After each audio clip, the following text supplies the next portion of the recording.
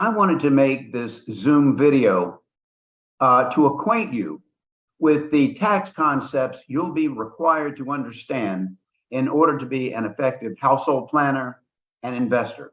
Now, taxes are something that we find all too convenient and tempting to ignore, but they're extremely important.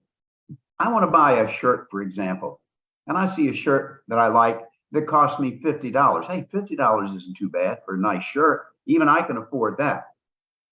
But when you realize that a lot of the money that you're going to earn is going to be taxed away before you get a chance to spend it, then you realize you're going to have to earn a heck of a lot more than $50 in order to buy that shirt.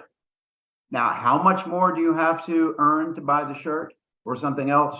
I'm not going to waste your time explaining that to you in this session. That information is available in a brief little essay in Module 4 entitled, How Much Do I Have to Earn to Buy That Thing? So make sure that you read that. And you'll see that if something costs $100 or $50, you're going to have to earn a lot more than the price tag in order to buy it. So you can see exactly how much more you'd have to earn in that little essay. So make sure you read that and you understand that concept. But just understand that if you're going to make rational decisions that affect the wealth and happiness of your household, you're going to need to consider taxes. What activities get taxed and how do they impact the financial situation of you and your family. Make sure that you read the module objectives in Module 4 for a full but not exhaustive list of the taxes that you will be paying in a particular year.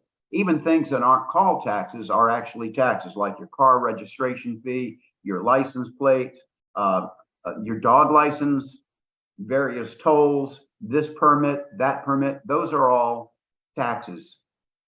And this Zoom session, though, is going to focus specifically on income taxes because income taxes are going to take the biggest bite out of your gross income. Now, the property tax is going to take a big bite, and a number of other taxes are going to take a pretty hefty bite out of them, but the largest is going to be the income tax. So we're going to focus on the income tax. Now, you're going to owe income tax to the federal government, most but not all states, and local governments.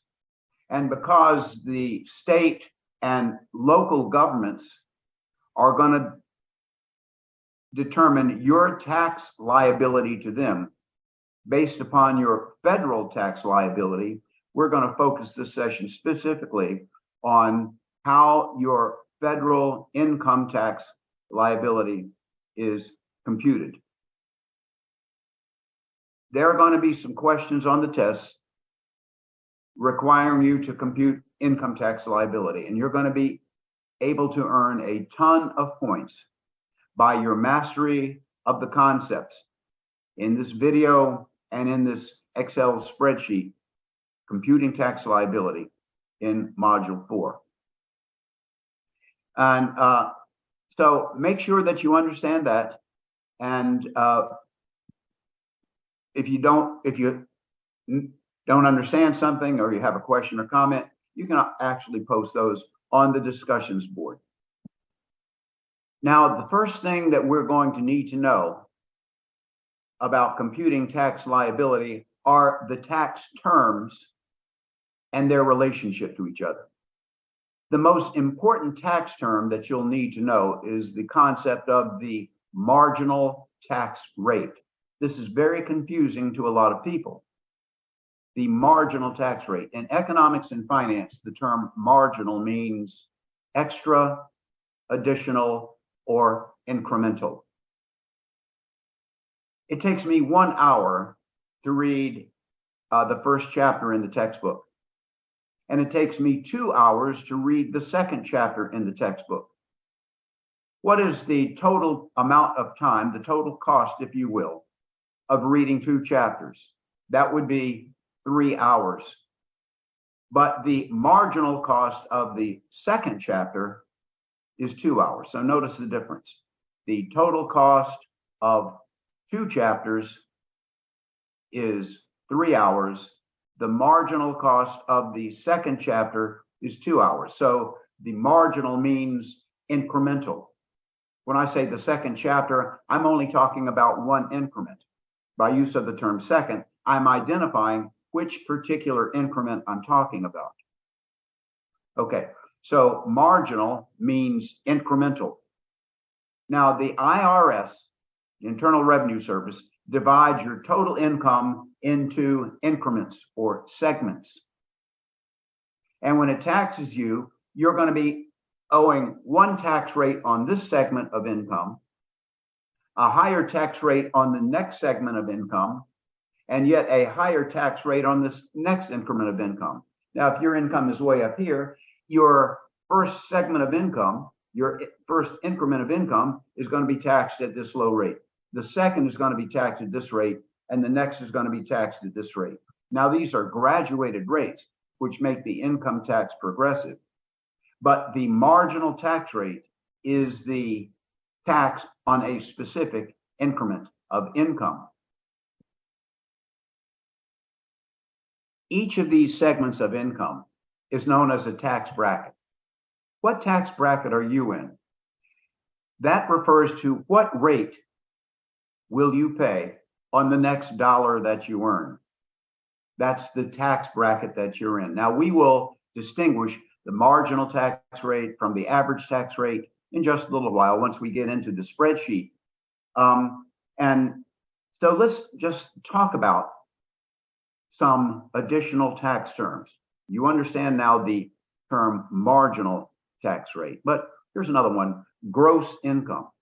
Gross income is just as it sounds. It is income from all sources. Every penny that comes through that front door is counted in your gross income, and that includes your wages, salary, tips, inheritance, gambling winnings, finding buried treasure, whatever it is. Gross income includes every penny that accrues to you during a particular year. It is unadjusted for anything. But before your final income tax liability is computed, there's going to be a number of adjustments that are made. Another tax term is your gross taxable income, your gross taxable income. So not every penny is subject to federal taxation. Your gross taxable income is your gross income adjusted for something that the IRS calls exclusions. So your gross income minus exclusions is your gross taxable income. Now, these exclusions include inheritance. Somebody dies and leaves you $5,000, $10,000, whatever it is, that is excluded. You don't even have to declare it. Profits on the sale of an owner-occupied home. Under certain circumstances, you buy a house for $200,000. 5 years later, you sell it for $300,000. That's a $100,000 profit. If that was your owner-occupied home that you lived in for more than 2 years, that's an exclusion. You don't even have to declare that. You don't pay taxes on that. Somebody dies and leaves you $100,000 in life insurance. You don't have to declare that either. That is not taxed. If you receive child support payments, child support, not alimony now.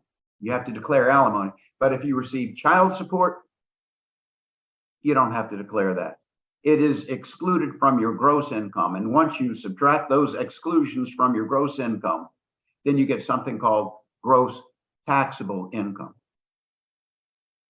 But your gross taxable income is not what determines your income tax, because there are another adjustment that is made. And these adjustments that are made to your gross taxable income are called, guess what?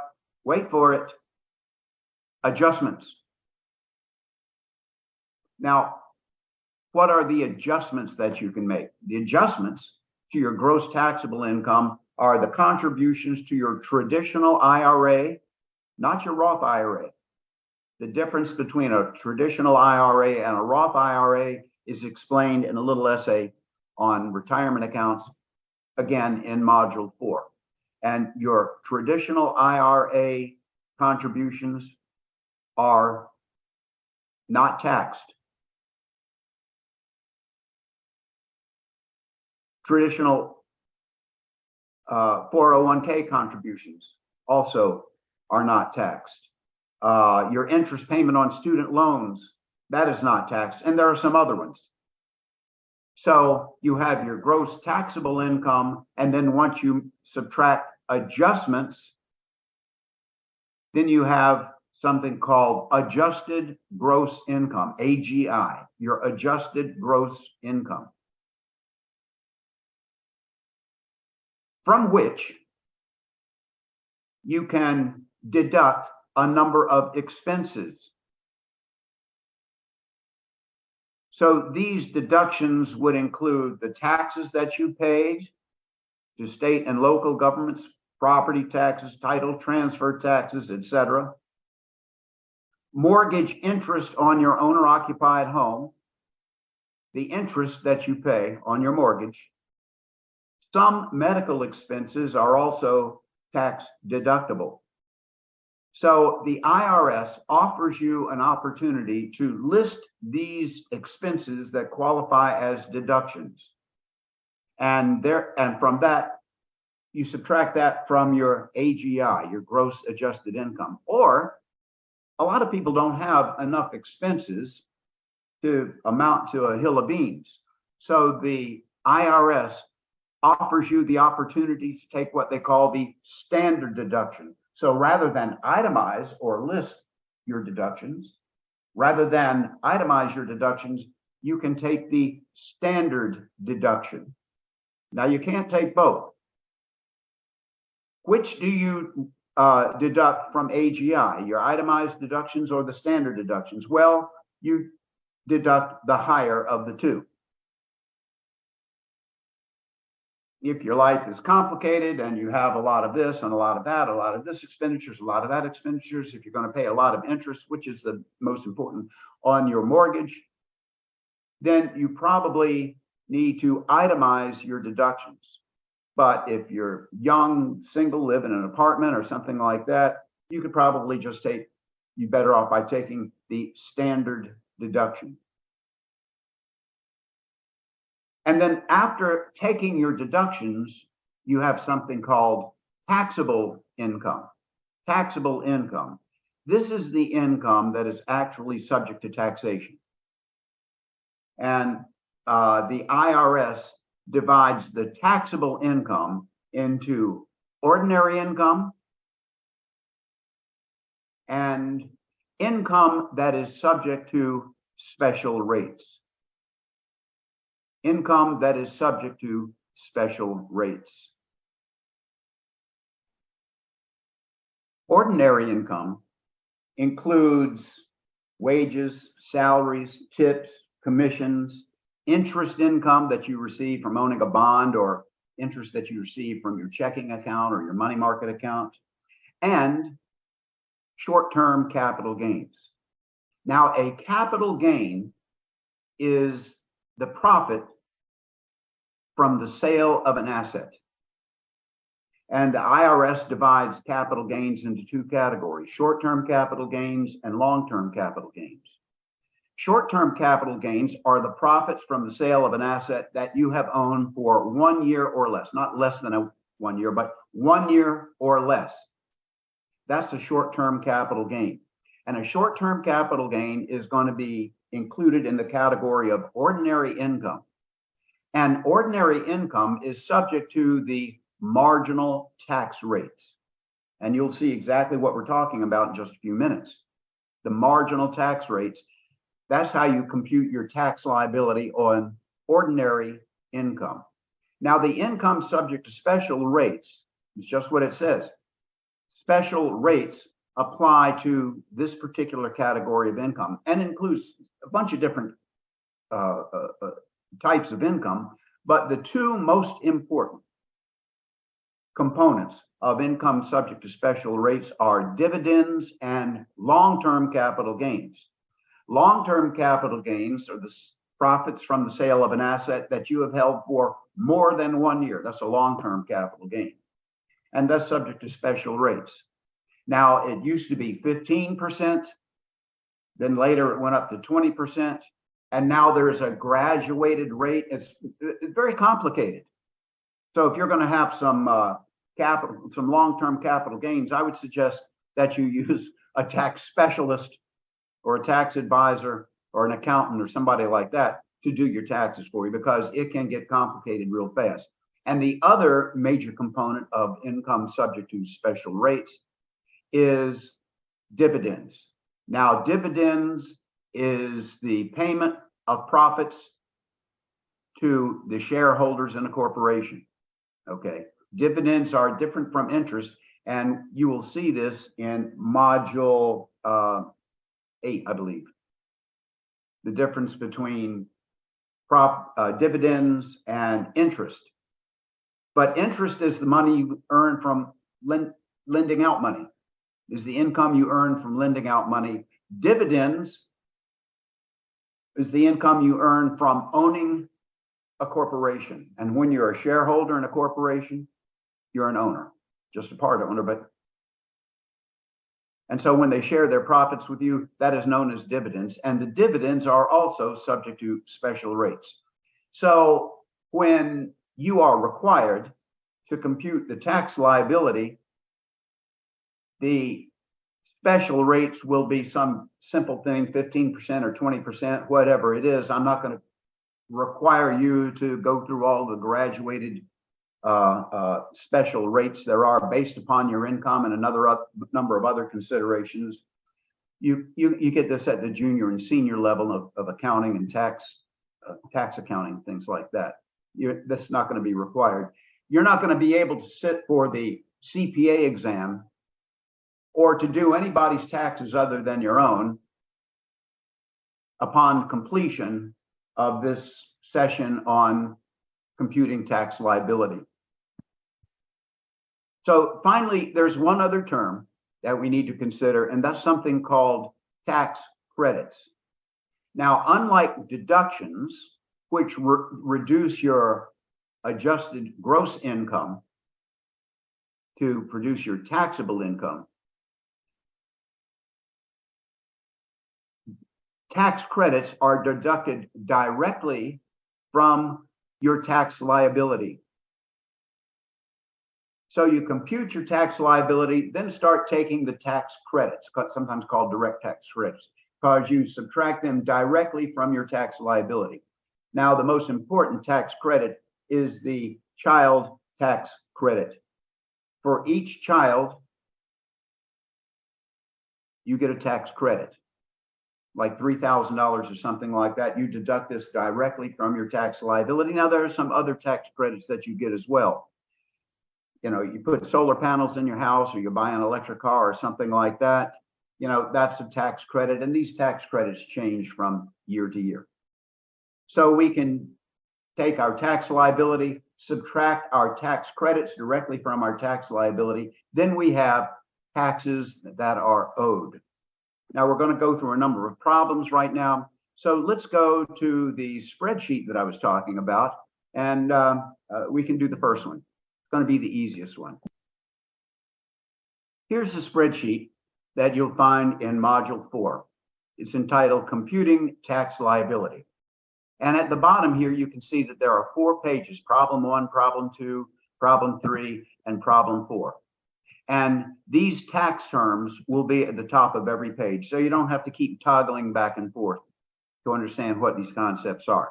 The tax terms are your earned income, which are your wages, salaries, commission; your unearned income, which is capital gains, interest, dividends, and other forms of investment. The dividends, of course, has a star beside it because it's considered taxed at a special rate. Your earned income is the income you actually earn through your labor. Your unearned income is the income that you earn through your investments. And then there's everything else: gifts, inheritance, and gambling, and all of that. So when you add all of that up, you get gross income. Okay. And from gross income, you subtract your exclusions, which are inheritance, profits on the sale of a home, etc. When you subtract exclusions from your gross income, you get total income or gross taxable income. Gross taxable income. Sometimes it's called total income. We better call it gross taxable income so we won't get confused. So from the gross taxable income, you can subtract your adjustments, your IRA contributions, your 401k contributions. Now, these are contributions to a traditional IRA, contributions to a traditional 401k, not the Roth versions of these things, but the traditional ones. And interest payments on student loans. There are a couple of other things that are included under adjustments. Now, after you subtract your adjustments from your gross taxable income, you get adjusted gross income. And from adjusted gross income, you can subtract your deductions, taxes paid to state and local governments, mortgage interest, some medical expenses, and a variety of other things. Once again, this is not a course in taxes. This is just to acquaint you with the general concept of how your income tax is computed. And here you see that you can use either the standard or itemized deductions. And once you subtract the deductions from your adjusted gross income, your AGI, you get your taxable income. So the taxable income then is divided into ordinary income, which are subject to the marginal tax rates, and the income subject to special rates, which would include capital gains and dividends. And then you get your tax liability, but you're not done yet. Once you get your tax liability, you can subtract your tax credits from your tax liability, and you get taxes owed. Now, let's go over here, see what's over here. Here are what is included in ordinary income. As you can see, ordinary income is income that is taxed at the marginal tax rates. So your ordinary income would include your salaries, tips, wages, commissions, whatever it is. Interest income, whether it's by owning government bonds, corporate bonds, or just interest payments from your passbook savings account, any interest is included in ordinary income and subject to the marginal tax rates. And then the short-term capital gains, okay? And the income that is taxed at special rates, those would include your long-term capital gains and your dividends. And then, of course, you have your tax credit. So let's go over here and look at our first problem. Oh, and here you see that little asterisk there. I put there by income tax at special rates. As you can see that for simplicity's sake, we're going to assume that the special tax rate, for purposes of test, is 20%. And in reality, as I mentioned, there's a complex formula for computing the tax rate on long-term capital gains and dividends. It's based upon what your marginal tax rate is, your level of income, and a bunch of other things. So I suggest you get a tax advisor. Okay, so let's start. Before we even look at the problem, let's start by looking at the tax brackets, Each tax bracket is going to be taxed at a different rate.